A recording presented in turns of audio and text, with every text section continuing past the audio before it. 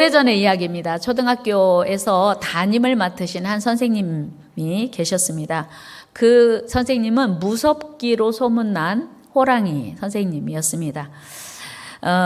선생님은 때로 세수를 하지 않고 학교에 오거나 숙제를 하지 않고 학교에 오면 얼마나 혹독하게 벌을 하고 때로는 체벌도 가했습니다.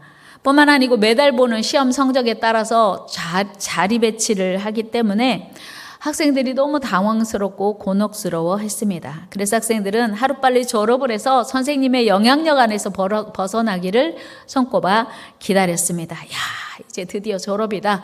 이제 우리 선생님 안 봐도 돼. 혼나지 않아도 돼. 그렇게 기다리던 졸업식이 왔습니다. 마지막 고별사를 하는 선생님이 눈에 눈물이 맺혔습니다. 여러분, 오늘이 여러분과의 마지막 날입니다. 그동안 내게 매맞은 사람, 벌받은 사람 사과합니다. 그러나 여러분이 커서 교사가 되고 지도자가 되면 내가 왜 매를 들었는지 이해가 될 것입니다. 사실 저는 여러분들에게 매를 든 날이면 밤에 잠을 이루지 못한 날이 여러 날이었습니다. 얼마나 아팠을까? 얼마나 나를 원망했을까? 하는 생각 때문이었습니다. 여러분, 섭섭하고 속상했던 기억은 다 잊어버리고 아름답고 즐거웠던 기억만 가지고 가시길 바랍니다. 그리고 마지막으로 부탁입니다. 여러분 손에서 책을 떼지 마십시오. 식이 끝난 뒤 선생님은 학생들을 정문 앞에서 배웅하며 학생들이 안 보일 때까지 손을 흔들어 주셨습니다. 그 학생들은 오래도록 그 호랑이 선생님의 말씀이 기억에 남았고 그 질책이 삶을 풍요롭게 했다고 고백했습니다. 그렇습니다, 여러분. 훈련은 혹독할수록 그리고 견디기 힘들고 고통스러운 것입니다. 그러나 사람은 누구나 훈련을 통해서 더 넓어지고 깊어지고 그리고 성숙해지고 성장하게 됩니다. 히브리서 11장 11절에도 이런 말씀이 있습니다. 우리 같이 읽겠습니다. 무릇 징계가 당시에는 즐거워 보이지 않고 슬퍼 보이나 후에 그로 말미암아 연단받은 자들은 의와 평강의 열매를 맺느니라. 아멘. 그렇습니다. 여러분, 징계를 누가 좋아하겠습니까? 다 싫죠. 그런데 그 징계 또 훈련 받은 사람들이 나중에 의와 평강의 열매를 맺더라고 하는 것입니다. 오늘 본문은 하나님께서 출애굽한 이스라엘 백성들을 가나안으로 인도하시기 위해서 광야로 인도하셨다는 내용입니다. 당시 애굽에서 가나안, 즉 팔레스타인으로 가는 길은 세 가지가 있었습니다. 첫 번째 길은 지도를 보시면 알 수 있듯이 가장 가깝고 빠른 길, 해안가, 지중해 해안을 따라가는 빨간색 길로 애굽에서 블레셋 지역의 가자 지역을 통해서 가나안으로 들어가는 가장 빠른 길. 이 길은요, 장정이 걸어서 4, 5일이면 갈 수 있었다고 하니 얼마나 가까운 길인가 알겠지요. 지도를 우리가 봐도 알겠잖아요. 이 길은 본문 17절에 나오는 대로 블레셋 사람의 땅의 길입니다. 우리 한번 같이 읽어요. 바로가 백성을 보낸 후에 블레셋 사람의 땅의 길은 가까울지라도 하나님이 그들을 그 길로 인도하지 아니하셨으니 이는 하나님이 말씀하시기를 이 백성이 전쟁을 하게 되면 마음을 돌이켜 애굽으로 돌아갈까 하셨음이라. 아멘. 그렇습니다. 가장 가까운 길은 당시 무역로였던 길로 애굽의 국경 수비대가 지키고 있었고 가나안 초입에는 호전적인 블레셋 사람들이 지키고 있었습니다. 따라서 이 길은 매우 가깝고 빠른 대신 전면전을 하지 않으면 들어갈 수 없는 길이었습니다. 그런데 이제 각 집단 노예 생활을 끝내고 이제 자유와 해방에 들떠있던 이스라엘 백성들이 전쟁에 대해서 생각해 본 적도 없고 전혀 준비되지 않은 상황에서 이 길을 간다고 하는 것은 성공 가능성이 1%도 없었습니다. 그래서 이제 하나님의 백성으로 영적 정체성도 아직 희박하고 정신적 무장도 없었기 때문에 이것을 너무나 잘하신 하나님은 이 길로 그들을 인도하지 않으셨습니다. 가까울지라도 그 길을 가게 하지 않으셨다고 하는 거예요. 두 번째 길은 바란 광야를 가로질러서 네게브 지역을 거쳐서 요단고원 남부 지방으로 해서 가나안으로 들어가는 길, 수르길이라고 써있는 파란색 길을 통해서 위로 올라가는 길입니다. 그러나 하나님은 이 길도 인도하지 않으셨습니다. 왜요? 전쟁의 위험이 있기 때문이었습니다.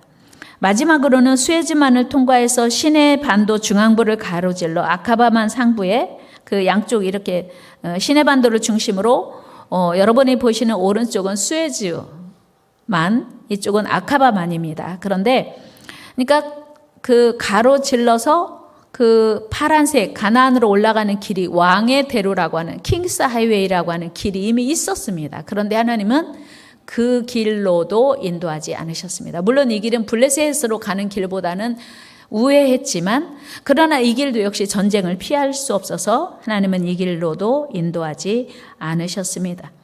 하나님은 이스라엘 민족을 홍해 앞 광야로 인도하셨고 홍해를 건넌 이후에는 시내반도 남다까지 지도 걷어주시면 됩니다. 내려가는 완전한 우회 도로를 이용하도록 인도하셨습니다. 다른 지도 한번 보겠습니다. 이 지도가 이제 이스라엘 백성들이 40년 동안 4, 5일이면 갈 수 있는 길을 멀고 돌고 돌아서 갔던 40년 광야 길, 고센에서 숫곳으로 에담에서 마라로 르비딤으로 시내산에서 다시 가데스바네아에서 다시 에시온게벨로 내려와서 모압 평지를 지나서 가나안으로 들어가는, 그것도 요단 동편에서 요단강을 건너서 들어가는 그 길로 하나님이 인도하신 것입니다. 이 길은 일종의 세력 공백 지역, 그러니까 다른 아무 세력도 살고 있지 않은 곳, 그러니까 황무지이기는 하지만 아무도 살고 있지 않아서 이 길로 하나님이 인도하신 것입니다. 하나님은 이스라엘 백성들이 애굽에서 벗어난 이후에 충분한 전쟁을 할 수 있는 마음의 준비, 그리고 여러 가지 정신적 무장을 하기 위해서 그 어떤 정규 도로가 아닌 광야 길로 인도하셨습니다. 이런 하나님의 섬세하신 사랑의 계획을 알지 못하는 이스라엘 백성들의 입장에서 보면 마치도 하나님은 우리를 왜 그렇게 먼 길로 고생시키시는 거야? 하나님 우리를 미워하시나? 이런 생각을 할 수 있었습니다. 더구나 광야라는 곳은 황무지예요. 물도 없고 먹을 양식도 없고 그리고 멀고 먼 황량한 모래바람만 있는 그런 곳으로 하나님이 인도하셨으니 말입니다. 광야, 사전적 의미로는 텅 비고 아득하게 너른 들입니다. 그러나 우리 하나님께서 이스라엘 백성들을 이 광야로 인도하신 의도는 사랑이었습니다. 참 아이러니하죠. 그 증거가 무엇입니까? 그것은 바로 우리 하나님께서 이스라엘 백성들을 광야로 인도하시면서부터 낮에는 그 뜨거운 태양을 가릴 수 있는 구름 기둥을 보여주셨고 밤에는 그 추운 사막을 따뜻하게 지낼 수 있도록 불기둥으로 동행해 주셨습니다. 우리 출애굽기 13장 22절입니다. 낮에는 구름 기둥, 밤에는 불 기둥이 백성 앞에서 떠나지 아니하니라. 아멘. 여러분, 하나님께서는 출애굽한 이스라엘 백성을 홍해 앞에서 멈춰 서게 하셨고 장막을 치라 하셨어요. 그러더니 이제는 바로의 마음을 완악하게 해서 이스라엘 백성들을 추격하게 하신 거예요. 그러니까 앞에는 홍해, 건너지 말고 장막을 치라 하셨으니 홍해 앞에서 멈추고 앞에가 홍해에 있는 거예요. 뒤에서 애국 군대가 추격해오니 이스라엘 백성들은 그야말로 진퇴양난의 상황에 처하게 되었습니다. 꼼짝없이 죽겠다고 생각한 이스라엘 백성들은 어떻게 했습니까? 모세를 원망했습니다. 이럴 거면 왜 우리를 여기서 겨우 여기서 우리를 죽이실 거면 왜 우리를 출애굽시키셨는가? 차라리 애굽에서 죽게 두지. 그때 모세는 하나님께 부르짖어 기도했습니다. 그리고 하나님은 모세에게 지팡이를 통해서 홍해를 마른 땅이 되게 하셨습니다. 이스라엘 백성들은 극심한 두려움에서 감사와 감격으로 홍해를 건넜습니다. 당연히 애국 군대는 그 홍해에서 모두 장사되었고 수장되었습니다. 여러분, 참 멋진 하나님의 역사 아닙니까? 그런데 생각해보면 하나님은 꼭 막다른 골목으로 우리를 인도하세요. 앞에는 홍해, 뒤는 애국 군대. 하나님의 취미일까요? 아니요. 하나님은 왜 우리를 막다른 골목으로 인도하시고 광야로 인도하실까요? 하나님의 기적적인 역사는 막다른 골목에서 시작되기 때문이에요. 한번 해볼까요? 하나님의 기적적인 역사는 막다른 골목에서 일어난다. 그렇습니다. 우리 힘으로는 아무것도 할 수 없을 때, 정말 진퇴양난의 상황에 처해 있을 때 하나님만 바라볼 수밖에 없고 하나님만 의지할 수밖에 없고 하나님만, 우리의 시선을 하나님께만 고정할 수밖에 없는 그때 하나님은 놀라운 기적을 행하시더라고 하는 것입니다. 그래서 여러분, 우리는 막다른 골목에 서 있을 때 원망하고 불평할 일이 아니라 하나님을 바라봐야 합니다. 하나님을 의지해야 합니다. 하나님께 부르짖어 기도해야 합니다. 그렇게 홍해를 건넌 이스라엘 백성들의 고백이 무엇이었겠습니까? 괜히 걱정했네. 어차피 하나님이 갈라주실 것이었구나. 하나님께서 함께 하시니 이렇게 많은 물이 육지가 될 수 있구나. 그런 생각을 하면서 이스라엘 백성들은 홍해를 건넜습니다. 그리고 이스라엘 백성들에게 생긴 경험은 뭐냐면, 내가 못한다고 길이 없는 게 아니구나. 내가 못한다고 하나님도 못하시는 건 아니구나. 이런 생각을 하게 되었습니다. 그들은 또다시 기쁨과 감격에 젖어 하나님을 이렇게 찬양합니다. 우리 출애굽기 15장 3절 5절 말씀 읽습니다. 여호와는 용사시니 여호와는 그의 이름이시로다. 그가 바로의 병거와 그의 군대를 바다에 던지시니 최고의 지휘관들이 홍해에 잠겼고 깊은 물이 그들을 덮으니 그들이 돌처럼 깊음 속에 가라앉았도다. 아멘.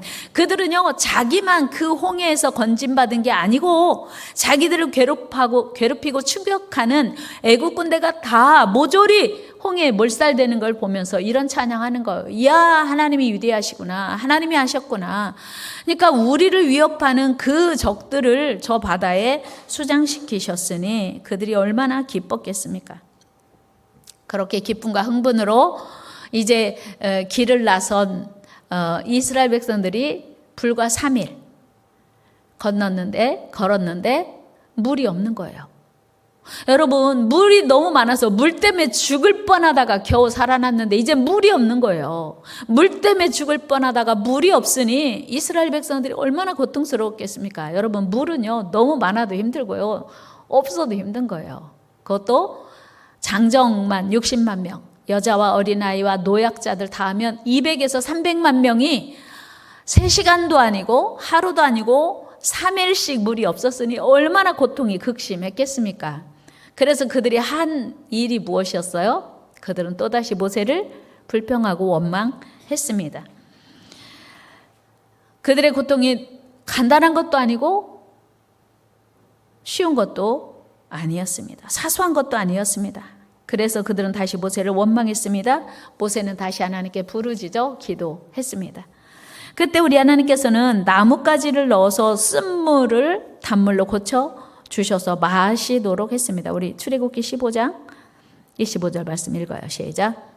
모세가 여호와께 부르짖었더니 여호와께서 그에게 한 나무를 가리키시니 그가 물에 던지니 물이 달게 되었더라. 거기서 여호와께서 그들을 위하여 법도와 율례를 정하시고 그들을 시험하실세. 아멘. 하나님의 적극적인 개입으로 그들의 문제는 해결되었습니다. 물이 없든지 물이 쓰든지 하나님이 개입하시니 해결되었습니다. 그런데 그것이 끝이 아니었습니다. 이스라엘 백성들은 다시 신광야에 이르게 됩니다. 출애굽기 16장 1절입니다.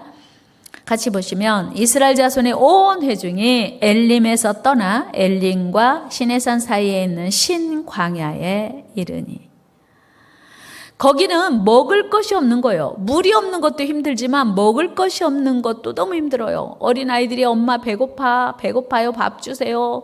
연세 드신 노약자들도 애미야 먹을 거 없냐, 왜 밥을 안 주냐, 아우성이었어요. 이때도 이스라엘 백성들은 모세를 원망하며 차라리 애굽에 있었더라면 자유는 없어도 먹을 것은 풍족하게 먹을 수 있었을 텐데 모세를 원망하며 불평합니다. 우리 2절 3절 말씀 같이 읽어 시작. 이스라엘 자손 온 회중이 그 광야에서 모세와 아론을 원망하여 이스라엘 자손이 그들에게 이르되 우리가 애굽 땅에서 고기 가마 곁에 앉아 있던 때와 떡을 배불리 먹던 때에 여호와의 손에 죽었더라면 좋았을 것을 너희가 이 광야로 우리를 인도해 내어 이 온 회중이 줄여 죽게 하는도다. 아멘. 이들의 말이 맞아요. 애굽에 있었으면 굶지는 않거든요.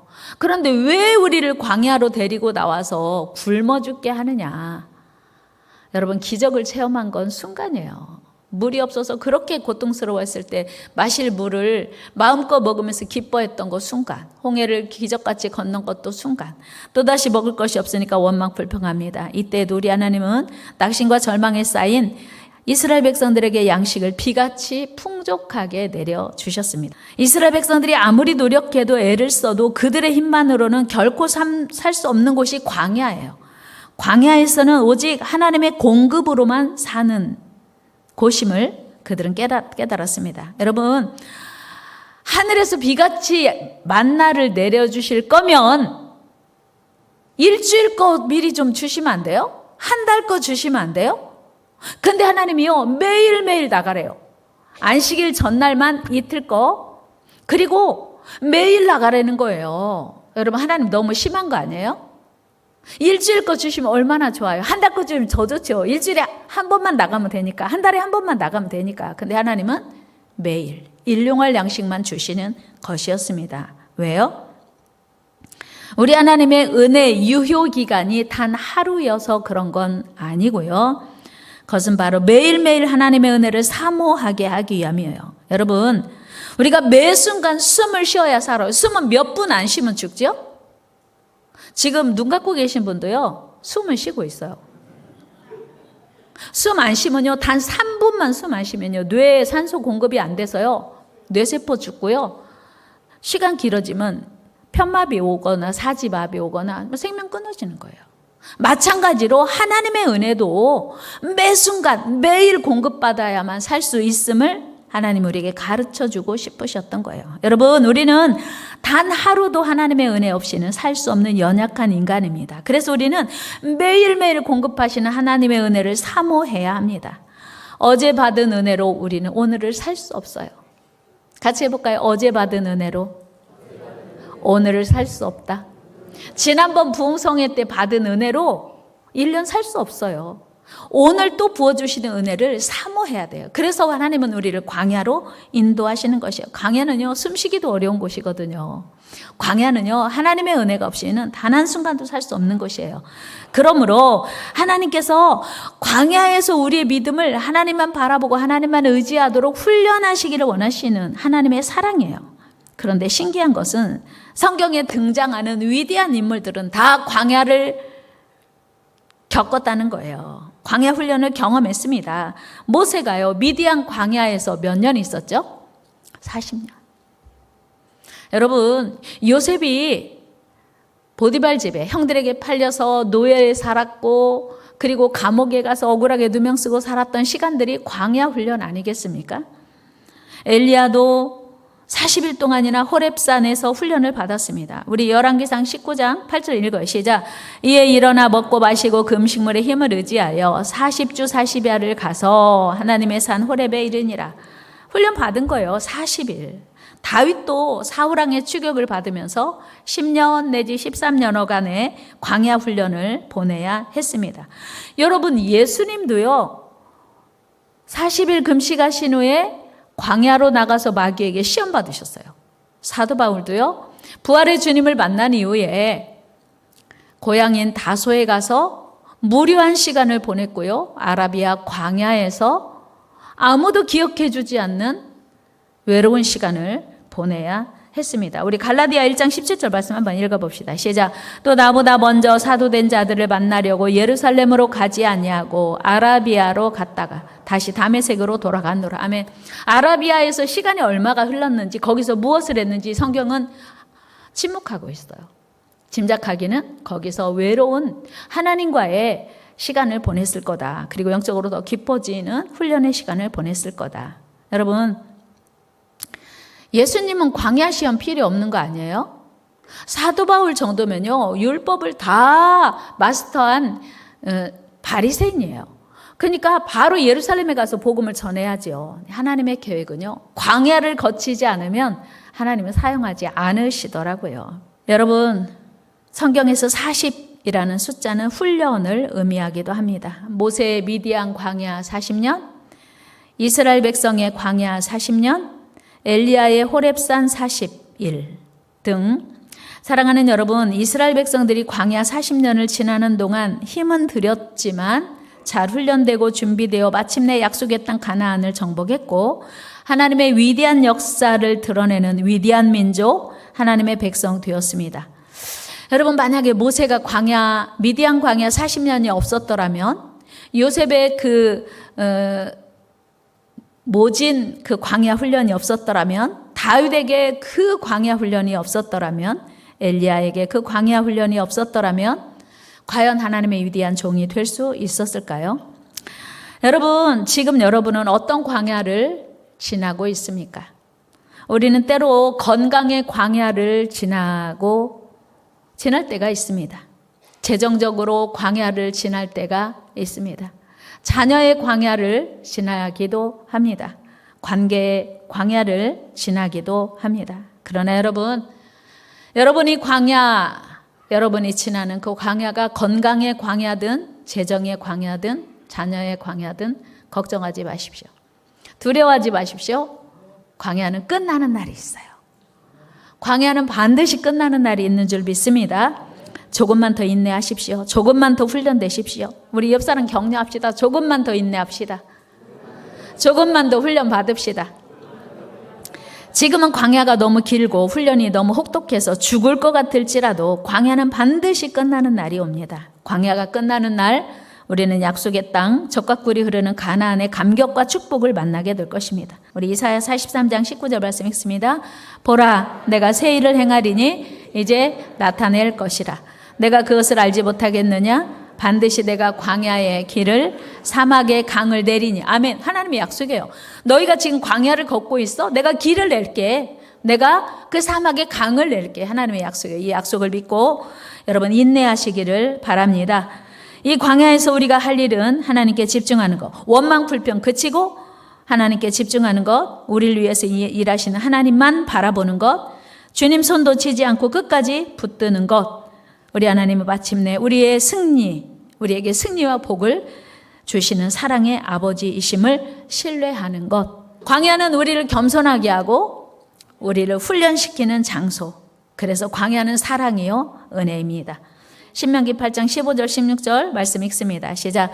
너를 인도하여 그 광대하고 위험한 광야, 곧 불뱀과 전갈이 있고 물이 없는 간조한 땅을 지나게 하셨으며, 또 너를 위하여 단단한 반석에서 물을 내셨으며, 네 조상들도 알지 못하던 만나를 광야에서 네게 먹이셨나니 이는 다 너를 낮추시며 너를 시험하사 마침내 네게 복을 주려 하심이었느니라. 아멘. 하나님의 사랑입니다. 이야기 하나 하고 말씀 마치도록 하겠습니다. 어미 원숭이가 2마리 새끼를 키우는데 한 마리가 유독 사랑스러워서 품에 늘 끼고 다녔습니다. 다른 한 마리는 소홀히 할 수밖에 없었습니다.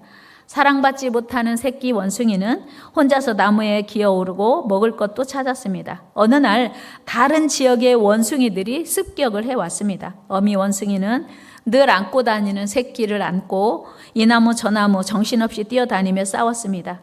싸움이 끝나고 보니 어미 원숭이의 품에 있던 새끼는 숨이 막혀 죽어 있었습니다. 그러나 다른 새끼는 혼자 힘으로 피하여 살아난 것을 알게 되었습니다. 여러분, 광야는 사랑입니다.